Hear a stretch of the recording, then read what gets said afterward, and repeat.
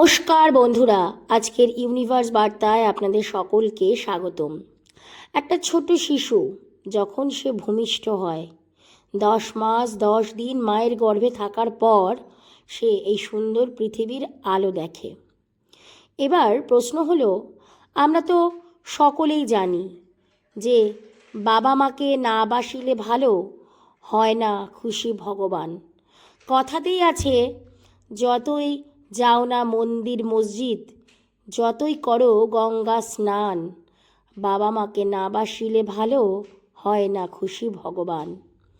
এই কথা অনুযায়ী এই পৃথিবীতে, এই জগতে সর্বদা সন্তানের পাপ, সন্তানের ভুল, সন্তানদের ত্রুটি, সন্তানদের বাবা মার প্রতি অন্যায় অবিচারের যে হিসেব, সেই হিসেবের খাতা খুলে তা স্পষ্ট করার চেষ্টা করা হয়।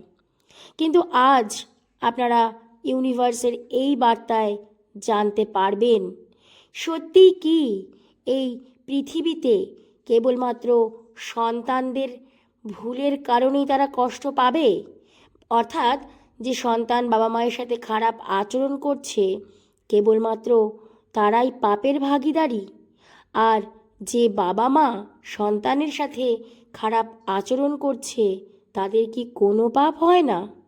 যদি এই সকল সত্য আজ জানতে চান, ধৈর্য ধরে ইউনিভার্সের এই বার্তা আপনাদের দেখতে হবে এবং অন্তর থেকে এই বার্তাকে সম্পূর্ণরূপে গ্রহণ করতে হবে।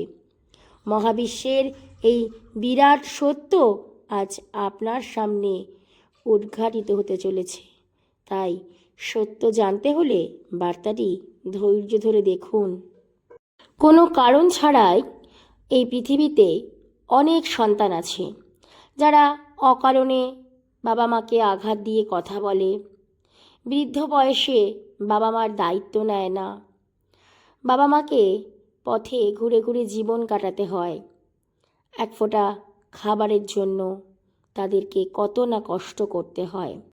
যে সন্তান বাবা মায়ের সাথে এহেন আচরণ করে, সত্যি সে সম্পূর্ণ পাপের ভাগীদারি হয়ে যায় এবং তার পাপের ফল তাকে ইহকাল পরকাল জুড়ে ভোগ করতে হয়।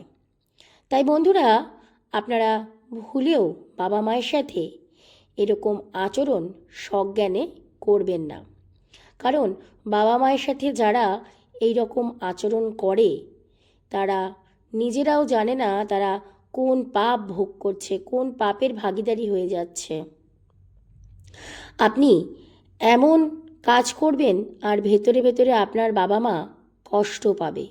তাদের হৃদয়ের ব্যথা কষ্ট আপনার জীবনে অভিশাপ হয়ে এসে দাঁড়াবে।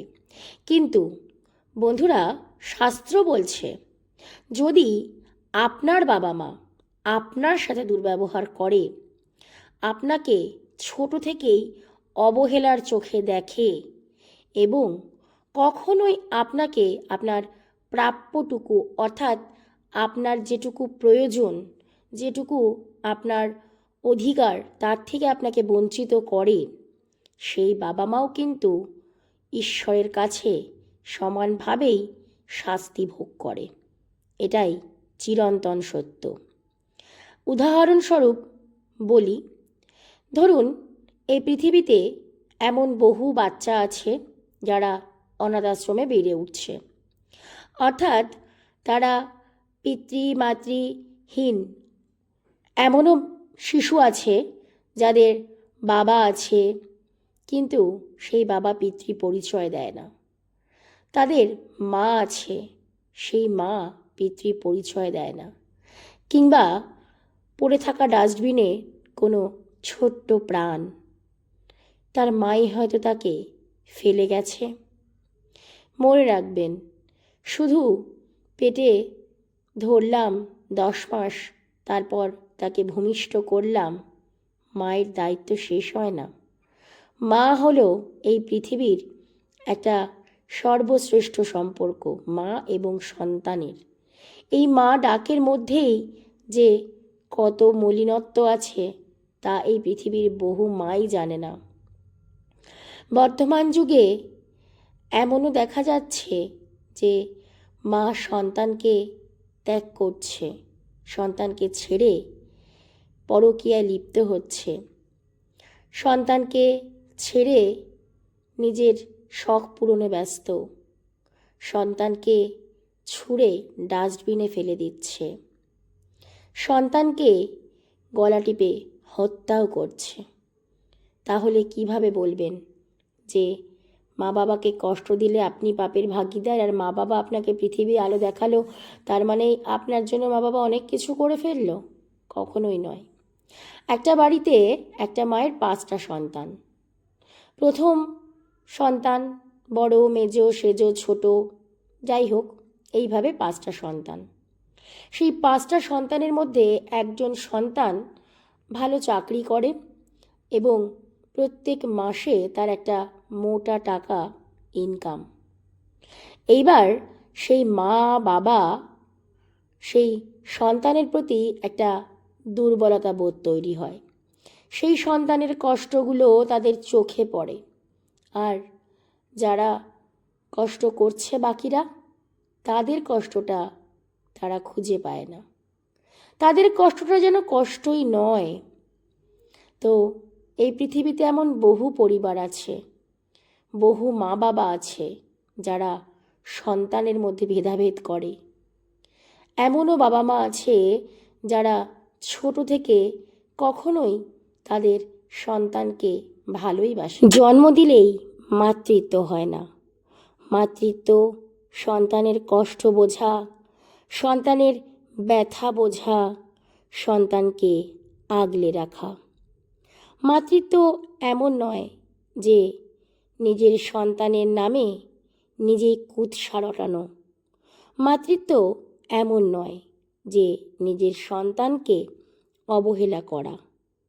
মাতৃত্ব এমন নয় যে সন্তানকে আঘাত করা। সন্তানও রক্ত মাংসের মানুষ, আপনিও রক্ত মাংসের মানুষ। তাই যদি আপনি আপনার সন্তানের সাথে এমন আচরণ করছেন, একবার নিজের বিবেককে প্রশ্ন করুন, সত্যিই কি আপনি তাকে মন থেকে জায়গা দিয়েছেন? কখনো নিজে মন থেকে তাকে ভালোবেসেছেন?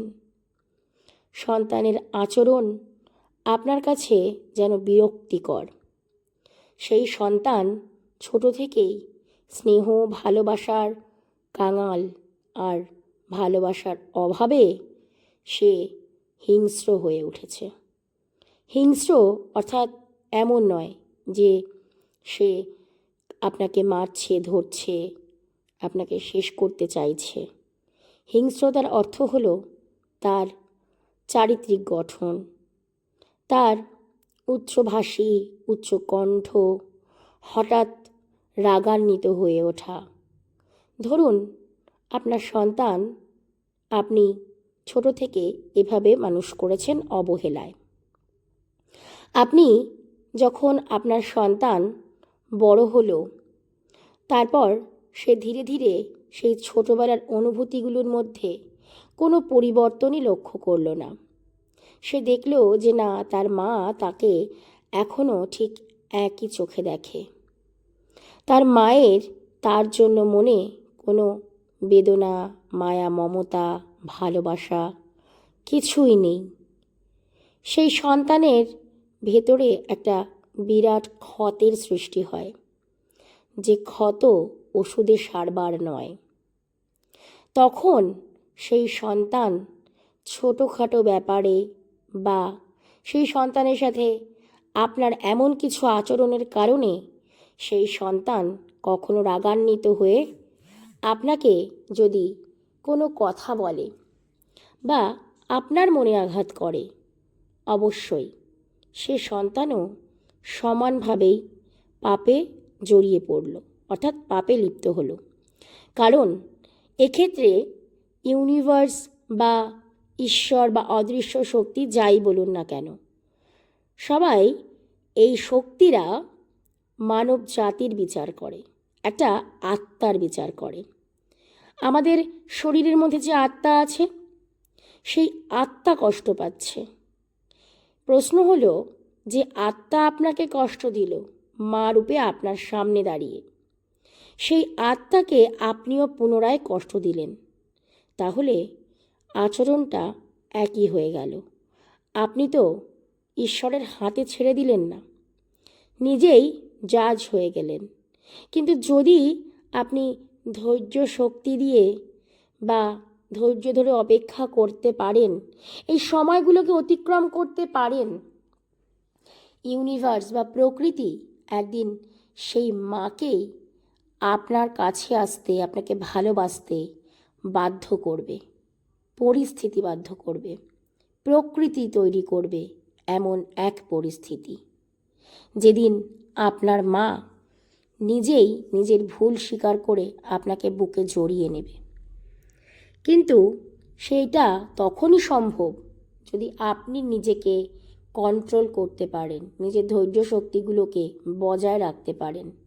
সে যা অন্যায় করছে, সে যা অবিচার করছে, সে যা দ্বিচারিতা করছে, তাকে করতে দিন। তাকে ভুলগুলো ধরাতে যাবেন না। আঙ্গুল দিয়ে ভুল দেখানোর মানেই হলো আপনি কিন্তু নিজেও ভুল করছেন। তাই নিজেকে শুধরে নিন, এখনও সময় আছে। সব কিছুর ঊর্ধ্বে চলে যান। সব বাবা মাই যে ভালো হবে আর সন্তানই যে কেবল খারাপ হবে এই পৃথিবীতে এমনটা নয়। সন্তান যেমন বাবা মাকে কষ্ট দেয় আর ঈশ্বর তাকে ক্ষমা করেন না, ঠিক বাবা মাও সন্তানকে যখন কষ্ট দেয় ঈশ্বর তাকেও ক্ষমা করেন না। কারণ সে সন্তানকে তোমরাই পৃথিবীতে এনেছ, সে নিজে থেকে হেঁটে হেঁটে পৃথিবীতে চলে আসেনি। ছোট্ট সন্তানকে ছোট থেকে যত্নে লালন পালন করে বড় করা, গর্ভে ধারণ করা মাও কিভাবে এমনটা পারে। সত্যি আমরা ঘোর কলিযুগে বাস করছি। এই পৃথিবীতে বহু মানুষ আছে, বহু সন্তান আছে যারা আজও মায়ের ভালোবাসা পাওয়ার জন্য কেঁদে চলেছে কোনো এক একাকিত্বে, কোনো এক নিরালায়। বন্ধুরা, কেমন লাগলো আজকের এই ইউনিভার্সের বার্তা অবশ্যই জানাবেন। সকলের ভালো থাকুক, সকলের মা সকলকে ভালোবাসুক। Thank you universe.